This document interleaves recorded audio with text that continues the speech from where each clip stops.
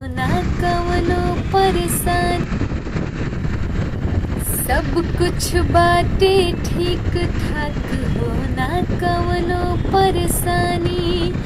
जोन्हरी कट के धान पकल बा, बरसत बा खूबे पानी।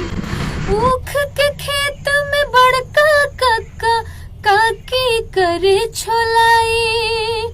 छोटका बबुआ कोल्हू संगे कर तार पेराई। तू घर आजा परदेसी, खियाई तोहे गुड़ देसी। तू घर आजा परदेसी, खियाई तोहे गुड़ देसी। छोटकी देवरानी हो बालम भइल बयागन बाड़ी। पुष्टाहार के बेच के किनले बाटे एगो साड़ी। छोटकी देवरानी हो बालम भइल बयागन बाड़ी। पुष्टाहार के बेच के किनले बाटे एगो साड़ी।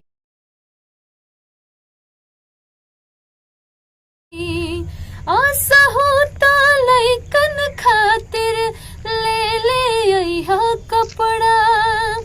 नाही तो ए बबुआ के पापा होई खूबे झगड़ा। तू घर आजा परदेसी, खियाई तोहे गुड़ देसी। तू घर आजा